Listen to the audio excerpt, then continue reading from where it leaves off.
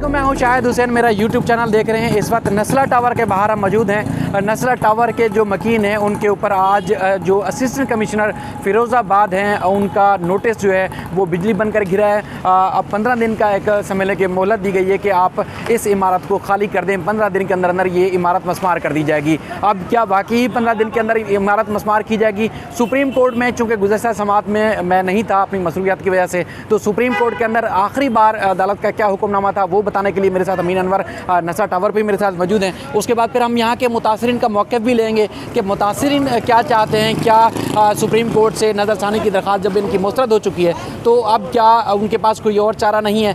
उनका क्या राय अमल है, क्या रद्द-ए-अमल है और क्या वो इमारत को खाली करेंगे, खाली करने पर तैयार हैं या नहीं है? वो सारी चीज़ भी आपके सामने रखेंगे। सबसे पहले अमीन अनवर, नस्ला टावर पे आप पीछे देख रहे हैं कि उस पर लिखा हुआ है कि मलबे के साथ हमारी लाशें भी उठाओ। ये मुतासरीन का कहना है नस्ला टावर के। तो एक तो ये है कि अब सुप्रीम कोर्ट में भी इस तरह की इमोशनल बातें भी की गई, सुप्रीम कोर्ट में लीगल पॉइंट्स भी उठाए गए, ज़मीन के दस्तावेज़ात भी पेश किए गए। तो आखिरी समात के दौरान उसके बाद फिर तहरीरी हुक्मनामा सुप्रीम कोर्ट का था क्या? जी बिल्कुल, शायद 22/9 को जो है वो लास्ट हेयरिंग हुई थी। नस्ला टावर के अलॉटीज़ और बिल्डर की जानिब से जो रिव्यू पिटीशन फ़ाइल की गई थी उस पर इनके जो वकील हैं मुनीर मलिक, जो मुल्क के मारूफ़ कानूनदान हैं, वो पेश हुए थे। जबकि जो बिल्डर हैं उनकी जानिब से जो है वो आबिद ज़ुबैरी, जो एक बहुत बड़ा नाम है, आपको पता है कि कराची के वकला में वो पेश हुए थे। उसके साथ साथ बैरिस्टर सलाहुद्दीन अहमद भी थे। अदालत ने वकला के दलाइल सुने जिसमें मुनीर मलिक एडवोकेट का ये कहना था कि जिस तरह बैरिया टाउन और दीगर इदारों को जो है वो रेगुलराइज़ किया गया है, अगर उन्होंने यहाँ पे कोई इंक्रोचमेंट की भी है तो उसे भी रेगुलराइज़ करा दिया जाए कि उनका भी इसी तरह का केस है कि जैसा दीगर इदारों के केसेस हैं। और अदालत ने भी उन्हें कहा कि आप अपना कोई टाइटल डॉक्यूमेंट दिखा दें, आपने कितनी ज़मीन, कितने गज़ ज़मीन ख़रीदी थी, किससे ख़रीदी थी। ये तमाम लीगल पॉइंट्स जो हैं वो उठाए गए थे अदालत की जानिब से। जब ताम उनके वकला का ये कहना था कि उन्होंने सिंधी मुस्लिम सोसाइटी से ये ज़मीन ख़रीदी थी जिसकी बाकायदा तौर पर एक कागज़ जो हैं वो डॉक्यूमेंट्स जो हैं वो मौजूद हैं। सिंधी मुस्लिम सोसाइटी ने KMC से ख़रीदी थी।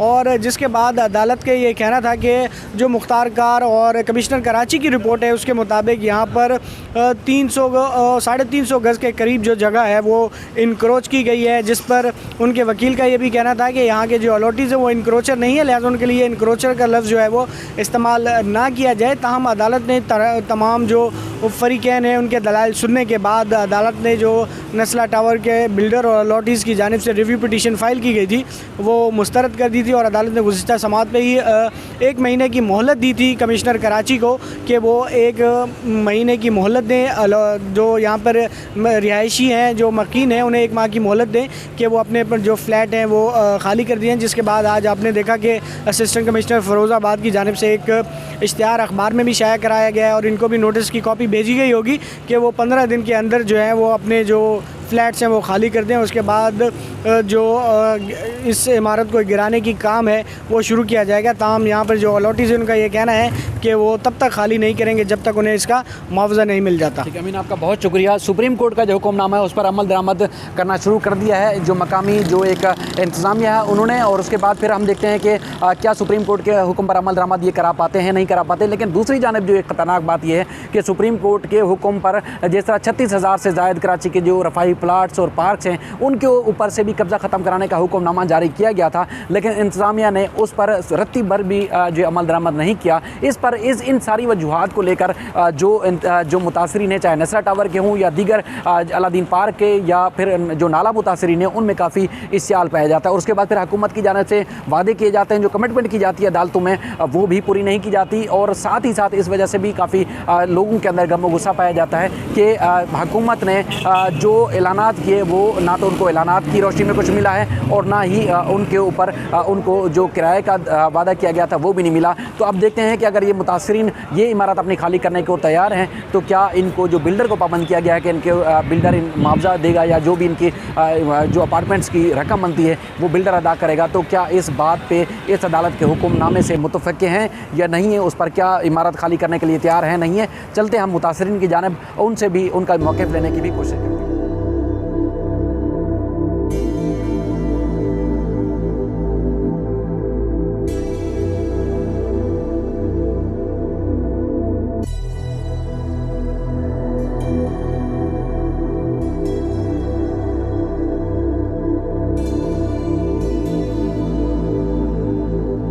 नस्ला टावर के अब जो मकीन हैं हम उनके साथ मौजूद हैं। इनसे जानते हैं कि जो असिस्टेंट कमिश्नर जो यहाँ के इलाके के हैं उन्होंने जो नोटिस जारी किया है कि 15 दिन के अंदर इमारत खाली होगी, तो क्या आप अब तैयार हैं इमारत खाली करने के हवाले से?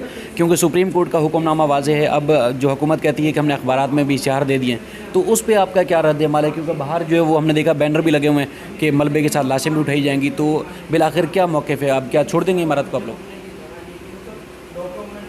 हम सबसे पहले आप तमाम मीडिया ग्रुप को अपना खूब सलाम पेश करते हैं और आज जुमे की बरकत आप सब पर नाजिल हो अल्हम्दुलिल्लाह। सबसे पहली बात ये कि हम चीफ़ जस्टिस साहब, मोहतरम चीफ़ जस्टिस साहब से हमारा कोई गिला नहीं है। उन्होंने जो फ़ैसला किया है हर पहलू को नज़र में रखते हुए किया होगा। जैसा कि उन्होंने अपने फ़ैसले में कहा है कि हमको बिल्डिंग गिरानी है, आप गिरा दे, बेशक कोई मसला नहीं है, हमें कोई इशू नहीं है। हम ना हुज्जत करेंगे ना आपसे कोई झगड़ा करेंगे, ये ना हमारा हक़ है ना हमारे को इसके लिए कहीं सुनवाई मिलेगी। लिहाजा हम चीफ़ जस्टिस साहब से इतनी रिक्वेस्ट करते हैं कि जो उनके ऑर्डर्स हैं उनको पूरे से इम्प्लीमेंट किया जाए, जो पेमेंट दिलानी है वो भी दिला दी जाए और जो दूसरे मामला थे उनको भी क्लियर कर लिया जाए। हमें पेमेंट दे दें, हम खाली कर देंगे, कोई इशू नहीं है। लेकिन अगर ये कहा जाए कि पहले आप खाली करें और फिर आप पेमेंट लें, तो ये पॉसिबल नहीं है। हमारे पास ऐसी कोई फंडिंग नहीं है सर कि हम कहीं और जाके अपने घर और अपने फैमिलियों को बसाएं और पेमेंट के लिए कोर्टों में आगे पीछे घूमते रहें। तो सर ये है कि आप अपने जो भी हैं अहकामात कमिश्नर साहब को दें या जो भी करें, ये तमाम आपका मसला है कि हमें हमारी पेमेंट मिल जाए, चाहे हमें कोई भी आके दे, उससे हमारा गर्ज नहीं है। हमें हमारी पेमेंट मिल जाए, हमारी वैल्यू फ्लैट्स की वैल्यू हमें मिल जाए, हम शिफ्ट हो जाते हैं। हम 8 दिन में शिफ्ट हो जाएंगे, 15 दिन तो दूर की बात है सर।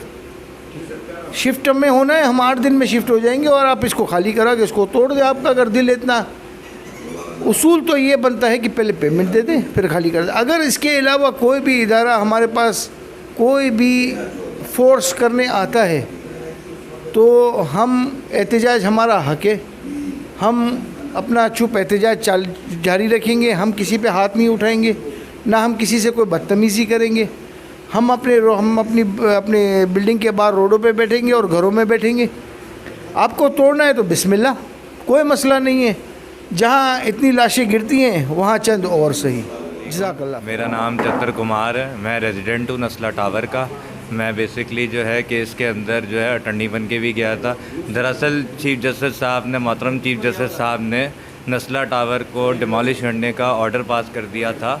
उसमें फिर हम रिव्यू पिटीशन लेके गए, वो भी उन्होंने रिव्यू पिटीशन हमारी खारिज कर दी। अब ऑर्डर के अंदर तो ये लिखा हुआ है कि रेजिडेंट्स को जो है अकोमोडेट करवाया जाए और उन लोगों को जो है उनके पैसे दिए जाएं जो उन्होंने करंट मार्केट वैल्यू के हिसाब से हैं। अगर नहीं भी करते तो उस पर इंटरेस्ट भी देने का वादा है उन पैसों पे। मगर आज तक कभी ऐसा कराची के अंदर मैंने तो नहीं सुना, कराची के रेजिडेंट होके, कि किसी भी जगह को मिसमार कर दिया गया और उन बंदों को अकोमोडेट करवा दिया गया। गुज्जर नाले के रिहायशी और जितने भी लोग 7000 टोटल, जो मेरे ख्याल से 7000 लोगों का घर तोड़ दिया गया है कराची में, अब तक वो लोग अकोमोडेट नहीं हुए। तो ये इतना बड़ा प्रोजेक्ट, इतना महंगा प्रोजेक्ट, इनके लोग, इनके जो यहाँ पे लोग रहते हैं उनके पैसे ये लोग कहाँ से देंगे? पॉसिबल ही नहीं है। दूसरा राय अमल ये है कि लैंड को जो है रेगुलराइज़ कर दिया जाए। रेगुलराइजेशन की भी बात की तो फिर उस बात के हवाले से भी जो है जज साहब कहते हैं कि लैंड जो है रेगुलराइज नहीं हो सकता, कोई उनकी वजूहत हैं इन लैंड्स की। मेरा प्लॉट जो है 340 गज़ के रकबे पे एक्सटेंड हुआ है, इंक्रोच्ड हुआ है। उन्होंने कहा 340 गज़ की कोई इंक्रोचमेंट हुई है, इसके ऊपर कोई रेगुलराइजेशन नहीं हो सकती। आप अगर सारे लोग जानते हैं कराची शारा फैसल के हवाले से, तो दोनों तरफ जो प्लॉट्स बने हुए टोटल सिंधी मुस्लिम के रकबे के अंदर 41 कुछ ये प्लॉट्स हैं, सही है। अब ये सारे 41 के 41 प्लॉट्स जो हैं गिवन स्क्वायर फुट से ज़्यादा ही बने हुए हैं। कोई 300 ज़्यादा बना हुआ होगा, कोई 400 भी हो सकता है, कोई 1300 भी हो सकता है। वो मुझे नहीं पता कौन सा प्लॉट कम है कौन सा प्लॉट ज़्यादा है, मगर मुझे ये पता है कि अगर जो लॉ मुझ पे पास करके मुझे मैसमार कर देने का ऑर्डर आया है, वही लॉ मेरे बराबर वाले प्लॉट्स पे भी फॉलो होता है। अगरचा मेरा प्लॉट तोड़ा जाता है तो बाकी के सारे प्लॉट्स भी तोड़ दिए जाए। उसूल तो ये कहते हैं, मैं अकेला क्यों उसके अंदर मसले, मतलब मैं क्यों फंसूँ? सीधी सी बात है, हर इंसान को यही चाहिए। हम लोगों को 15 दिन के अंदर, अभी जैसे कि आप लोग सारे हमारे भाई हमसे आए बात करने के लिए आए, इसीलिए आए ना बात करने के लिए कि हमारा ऑर्डर जस्ट असिस्टेंट कमिश्नर साहब ने हमें डिमोलिश मतलब खाली कर दिया, कर देने का नोटिस दे दिया है। मगर खाली हम तब करें ना जब हमारे हाथ में कुछ हो। मेरे हाथ में तो कुछ भी नहीं है, मुझे पैसे मिलेंगे तो मैं जाऊंगा, वरना मैं जा भी नहीं सकता। मेरे पास तो सर ढकने की भी जगह नहीं है, मैं क्या करूं? मुझे बता दें आप।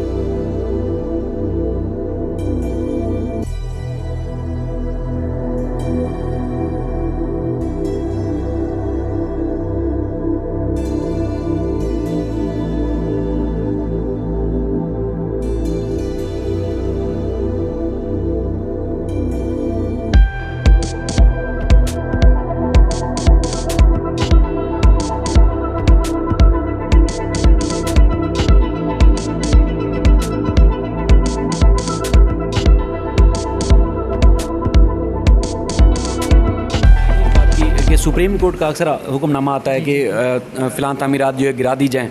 तामीरात को गिरा दी जाती है, उसके बाद फिर अगर उसका कोई कानूनी मुआवजा या उसका हक बनता है तो उसको वो नहीं मिल पाता।